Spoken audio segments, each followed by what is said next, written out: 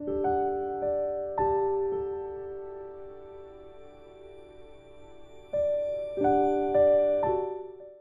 이 시간에 나누기를 원하는 하나님의 말씀의 제목이 있습니다. 같이 한 음성으로 했으면 좋겠습니다.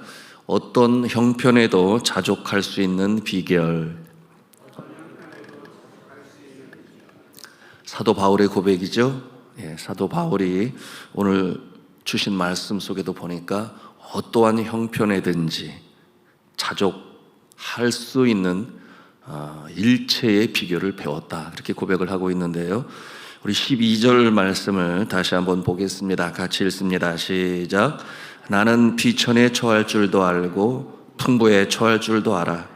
모든 일 곧 배부름과 배고픔과 풍부와 궁핍에도 처할 줄 아는 일체의 비결을 배웠노라. 아멘. 사도 바울처럼 어떠한 형편에도 자족할 수 있는, 즉 만족할 수 있는 비결을 안 자는 그야말로 하늘에 속한 자일 것입니다. 사도 바울은 실제 그의 삶 속에 어려운 상황을 경험하기도 했고 또 부한 삶을 경험하기도 했습니다.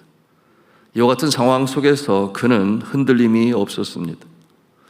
그는 배고픔을 경험했으며 또한 배부름도 경험했습니다. 에베소에서 사역할 때 2년 반이 넘도록 두란노 소원에서 말씀을 가르칠 때 많은 사람들이 그 앞에 나왔고 그를 존중하고 존경했어요. 왜냐하면 예수의 이름으로 병마를 꾸짖을 때 병마가 떠나갔으며 또한 많은 사람들이 우상에서 돌이켜서 하나님을 창조주로, 예수님을 구세주로 영접하는 놀라운 역사가 일어났습니다. 그러므로 많은 사람들로부터 높임을 받았어요. 그런데 그곳에 오래 머물지 아니했습니다. 왜냐하면 또 다른 곳에 복음을 전해야 했기 때문이었죠. 그런가 하면 가이사라에서는 벨릭스 총독의 아내의 초청을 받아서 총독과 그의 아내 앞에서 복음을 전했고 또한 아그리빠 왕 앞에서도 복음을 전했습니다. 그런가 하면 열 나흘간의 유라굴로의 태풍에 생명의 위협을 겪고 가까스로 멜리데 섬에 정박하게 되었는데 그 섬에서는 가장 높은 보블리오의 초청을 받아서 가보니 열병과 이질로 고통당하는 그의 아버지, 그 부친을 안수하여 고쳐주심으로 사흘 동안 아주 극진한 대접을 받기도 했습니다. 뿐만 아니었죠. 그 섬의 병자들을 고쳐줌으로 말미암아 석 달 동안 아주 후한 대접을 받고 그리고 다시금 로마로 향하는 그 배에 필요한 모든 것을 다 실었다고 그랬습니다. 이와 같은 모습은 부에 처한 모습이라고 할 수 있겠습니다. 여러분은 부에 처해 보셨습니까? 아마도 쉽게 답하기는 어려울 거예요. 내가 기대하는 바는 이 정도는 아니기 때문에. 그러나 부에 처해 있었음을 우리는 기억할 수 있어야 합니다. 그렇다면 빈에 처해 보셨습니까? 그럼요, 목사님. 빈에 처한 적은 한두 날이 아니었죠. 이렇게 답하실 것 같은데요. 어떠한 성도님은 갑작스러운 사업의 부도로 인하여 그야말로 세상말로 쪽박을 찼다, 그런 상황에 처하기도 해서 정말 겨우 용신할 수 있는 작은 곳에 머물면서 참 어려운 때를 보내신 성도도 계십니다. 하나님께서 은혜를 주셔서 그 상황 가운데서 다시금 일어나게 하시고 회복하게 하시니 이제는 빈이 아니라 부에 처하는 하나님의 은혜를 체험한 그와 같은 모습도 계십니다. 제 자신을 되돌아보면 빈에 처할 때가 언제인가 말씀을 묵상하며 생각해 보니 필리핀에서 사역 감당할 때 화산 이재민들 아니었겠어요. 늘 먹을 것이 없어 아이에게 젖을 짜서 먹이고 싶어도 젖이 나오지 아니하고 아가들은 영양실조에 걸려있고 이와 같은 모습을 바라볼 때 병원에만 날르면 살아나요. 죽어가는 사람이. 보통 말라리아 환자로 인해서 먹지 못하고 고열에 시달리니까 그 몸을 알몸으로 만들어서 그 차가운 바나나 이파리로 이렇게 둘둘 말아가지고, 그렇지만 또 한편으로는 장례식 준비를 하는. 그래서 병원에 나르면 살아나니까 돈이 필요하잖아요. 그런데 돈을 하늘에서 보고를 열고 주시는 것은 아니니까 제 아내한테 시켜서 이웃집에 가서 돈 좀 빌려와, 돈 좀 빌려와. 그런 적이 여러 번 있습니다. 그런데 그와 같은 모습을 통해서 또 살아나는 모습을 보니까 참 감사하기도 했는데요. 한 번은 교통사고를 당해서 어려움 속에 있는데 아침마다 산에서 형제들이 내려오는데 그 산 계곡에서 잡은 가재, 그걸 삶아가지고 소금 간을 해서 갖다가 주는 거예요. 우리 선교사님 너무 힘들다고 지금. 본인들이 은혜를 입었으니 은혜를 갚겠다, 그런 마음이죠. 그때 참 마음에 감동이 일었는데, 참 눈물 젖게 한 것은 그 정성도 감사하지만 그 용기가 없어요. 그들은 바나나 이파리에다가 음식을 놓고 먹지 어디서 구했는지 타파통을 구해가지고, 너무나 귀한 타파통인데 꼬재재하게 때가 그냥 가득 낀 그 타파통에다가 이 가재 삶은 거를 넣어가지고 이렇게 가져오는 거예요. 근데 그 다음날은 또 다른 사람이, 그 다음날은 또 다른 사람이 이렇게 줄을 서가지고 아마 그렇게 회의를 했나 봐요. 그런데 그 타파통이 너무 꼬재재해가지고 감동이 오서 눈물을 지었던 적도 있습니다. 성도 여러분, 살다 보면 누구나 다 어려운 때를 경험하지요. 늘 장밋빛대로만은 걷는 사람이 과연 얼마나 되겠습니까? 그런데 그 어려움 속에서도 주를 섬기고자 하는 마음을 잃지 아니하면 하나님께서 때가 되면 일으켜 세우십니다. 그러므로 살아계신 주님을 드러내시죠. 그러므로 하나님은 어떠하신 분이신가? 하나님을 사랑하는 자, 곧 그 뜻대로 부르심을 입은 자들에게는 모든 것이 합력하여 선을 이루십니다. 결국 그 삶의 결말을 지으시는 분은 누구신가? 요 하나님 아버지세요. 다시금 일으켜 세우시죠. 그래서 어려운 때도 생명으로 다시금 살리시고, 또한 부활 때를 맞이하게 된다면 그러므로 하늘 찬송을 부르며 감사할 수 있는 인생, 여러분, 그와 같은 모습을 하나님께서는 기뻐하시고 잘 되게 하시며 그 사람 한 사람뿐만이 아니라 하나님의 영광을 나타내기 위해 그를 사용하심을 믿으시기를 바랍니다. 사도 바울은 고백을 해요. 어떠한 형편에서든지 내가 자족하기를 배웠노니. 여기서 이 자족이라고 하는 단어는 아우타르케스라고 하는 성경 원어인데 그 뜻이 만족하다, 그런 뜻을 가지고 있어요. 만족하다. 사도 바울은 이 단어를 서신서에 3번을 사용했습니다. 그런데 그의 만족은 삶이 평화로운 때만 있었던 것이 아니었어요. 앞서 말씀을 드린 것처럼 존경받는 자로 부에 처한 때도 있었습니다마는, 그러나 여러 번 빈에 처할 때가 있었습니다. 40에 하나 감한 태장으로 맞아 거반 죽을 뻔한 적도 있었습니다. 돌에 맞고, 그리고 도적의 위협 속에, 유라굴로의 태풍 속에, 그 다양한 상황 속에서 자족할 수 있는 비결을 배웠다. 여러분, 이 서신이 기록된 것이 빌립보 교인에게 준 것인데 감옥 안에 있을 때 아니었겠습니까? 그런데 그 감옥 안에서도 rejoice, 기뻐하라, 기뻐하라 라고 하는 단어가 계속해서 나옵니다. 여러분, 그의 영성이 부럽지 않습니까? 저는 참 부러운데 이 영성이 어디서 나온 것일까요? 우리가 오늘 말씀에서 꼭 배워야 할 영적 진리입니다. 그가 말씀하는 이 자족, 만족이란 이 상황이 만족할 만한 상황이어서 자족하는 것이 아니라 그 모든 어려운 상황 가운데서도 대처할 수 있는 능력이 있었기 때문에 나는 만족한다, 자족한다 했으니 정말 너무나 부러운 것 아니겠습니까? 자, 이와 같은 대처 능력은 어느 한순간에 그 능력을 체득하게 된 것이 아니라고 그는 그렇게 말을 해요. 뭐라고 그래요? 나는 자족하기를 배웠노니라고 말씀합니다. 배웠노니, 배웠다. 자, 이 배웠노니라고 하는 것은 학습되었다, 그런 뜻이에요. 학습하고 체득하게 되었다. 배웠노니. 그래서 영어로 보면, 영어 성경 가지고 계신 분 보면 I have learned 이렇게 표현을 해요. I have learned. 문법적으로 현재 완료형의 어느 한 때로부터 시작해서 계속해서 지금에 이르기까지 경험하고 체험하고, 그 다음에 배우고 느끼고 이와 같은 과정들을 통해서 학습되어지고 배워왔다라고 하는 것입니다. 어느 하루 아침에 이루어지지 아니했다, 그런 뜻이에요.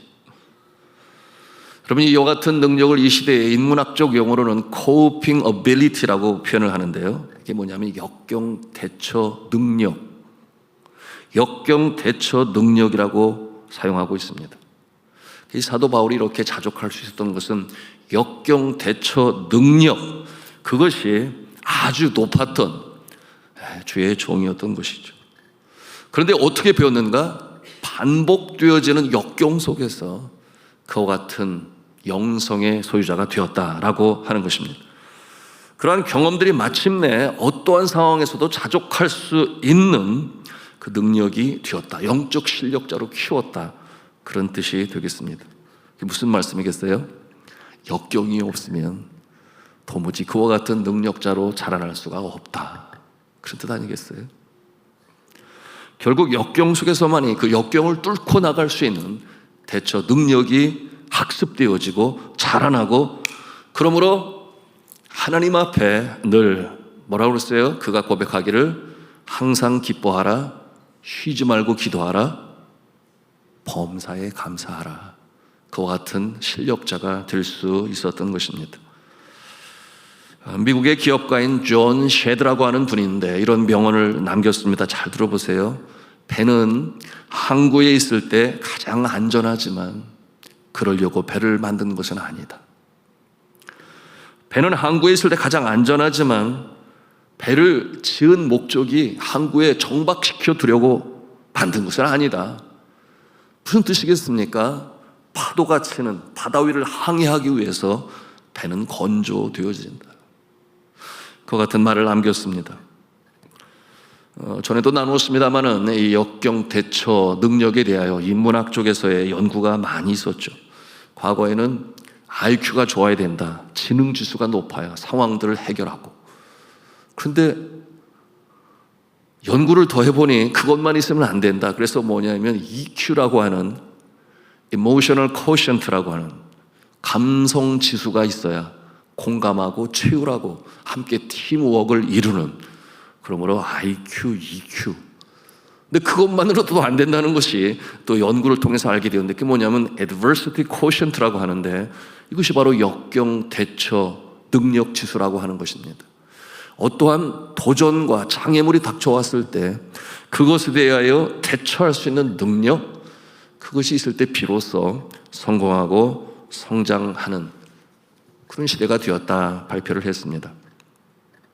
그러므로 미국의 이 폴자라고 하는 이 박사님, 커뮤니케이션 이론가인데 역경 대처 지수 능력이 있는 자가 있을 때 비로소 성공한다, 그와 같은 내용으로 발표를 했습니다. 그러므로 냉철한 현실 인식 판단과 더불어 그것에서 주눅들지 아니하고 오히려 도전을 웰컴하는 그와 같은 모습으로 이겨나간다라고 하는 것인데요. 그래서 이 유형을 세 가지 모습으로 나누어 보았다 그러죠. 첫째는 뭐냐면 퀴터, 두 번째는 캠퍼, 셋째는 클라이머, 이렇게 세 가지 모습으로 분류했습니다. 퀴터는 뭐냐 하면 멈춘다, 그런 뜻인데, 역경지수가 낮은 사람들은 어떠한 장애물이 닥쳐오면 쉽게 포기한다는 거죠. 네팔에 히말라야에 오시는 분들이 많은데 올라가다가 힘들면 아유, 나는 이만큼이면 됐어, 나는 그냥 여기서 내려갈래, 이런 분들이 있습니다.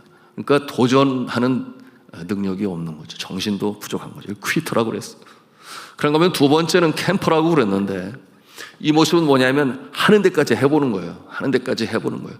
그런데 어느 정도 수준에서 힘들면 나는 여기가 좋사오니, 그러면서 저희들 보고 먼저 가라고 그러더라고요. 먼저 가라고. 안나푸르나 베이스 캠프 올라가는데 여기서 뭐 하시게요? 그냥 나는 여기가 좋아, 얼마나 전경도 좋아, 그냥 여기서 보고 있을 테니까 다녀들 오라고. 이것이 캠퍼라고 그래요. 캠핑을 한다, 그런 뜻이죠. 그리고 거기에 머물러 있는 거예요. 근데 어떠한 사람은 아니, 목표가 저기가 있으니까 나는 올라갈래, 끝까지. 그래서 클라이머, 오르는 자입니다. 이와 같은 모습은 오늘 말씀하고 있는 역경 대처 능력이 있으므로 어떠한 상황에서도 자족할 수 있는 비결을 배웠다. 그러므로 오히려 그것이 내 자신이 성숙하고 성장할 수 있는 기회로 삼는 자들, 이와 같은 모습이 오늘 사도 바울이 말씀하고 있는 일체의 비결을 배웠다라고 하는 자입니다. 그러니까 무슨 뜻이에요? 어떠한 위기가 닥쳐올 때 이 위기를 통해서 더 높이 올리시는 하나님, 그것을 바라보며 오늘을 전진해 나가는 것입니다. 사도 바울이나 또한 다윗이나 성경의 인물들이 다 공통점을 가지고 있어요. 여러분, 그들이 역경의 상황에서 고백하는 것이 똑같습니다. 이 대처 능력은 내 자신의 능력이 아니라는 거예요. 하늘로부터 임하는 것이니. 다윗은 고백을 합니다. 내가 사망의 음침한 골짜기로 다닐지라도 해를 두려워하지 아니할 것은 뭐라고 그랬어요? 주께서 나와 함께 하심이라. 주의 지팡이와 막대기가 나를 안위하시나이다. 같은 맥락에서 사도 바울은 오늘 뭐라고 고백을 합니까? 4장 13절에 있는 말씀, 익히 잘 알고 있는 내용이죠. 뭐라고 그랬습니까? 내게 능력 주시는 자 안에서 내가 모든 것을 할 수 있느니라. 내게 능력 주시는 자, 사망의 음침한 골짜기에 함께 하시는 주님, 그로 말미암아 내가 모든 것을 할 수 있다, 이겨낼 수 있다. 이 대처 능력, 그 능력이 어디에서 오는가? 부족하고 연약한 나라는 존재가 아니라 나의 영혼을 창조하시고 나의 생명의 소유주가 되신, 나의 삶의 주인 되신 하나님께서 공급하실 때 이겨나갈 수 있다라고 하는 것입니다. 이 새벽에도 기도할 때 이와 같은 능력을 받으시는 여러분 되시기를 주님의 이름으로 축복합니다. 유럽을 복음화하겠다 하는 이 목표를 가지고 사도 바울은 그 불타는 복음 전도자의 모습으로 살게 되었는데, 여러분, 그러기에 그는 포기하지 아니했죠. 유라굴로의 태풍을 뚫고 나가죠. 그러나 그는 항상 주님께서 그에게 주신 환상을 놓지 않았으니 내가 예루살렘에서 나를 증거한 것 같이 로마에서도 그렇게 될 것이다. 예루살렘의 감옥에 2년 머무는 동안에 그는 견뎌낼 수 있었던 이유가 바로 그 목표였던 것이죠. 그런가 하면 유라굴로의 태풍에 그처럼 소망의 끈이 끊어진 것처럼 절망 속에 대낮에도 하늘이 캄캄해지는 상황 가운데서도 그는 주님 앞에 기도함으로 말미암아 뭐라고 고백을 해요? 내가 가요 앞에 서서, 가이사 앞에 서서, 가이사 앞에 서서 내가 그를 만나리라, 그에게 전할 것을 전하리라. 이게 무슨 뜻이냐면 나는 로마의 강도와의 황제를 만나게 될 것이다. 여러분, 그것이 그의 생각이 아니라 하나님께서 그에게 주신 것입니다. 그러므로 이겨낼 수가 있었던 것입니다.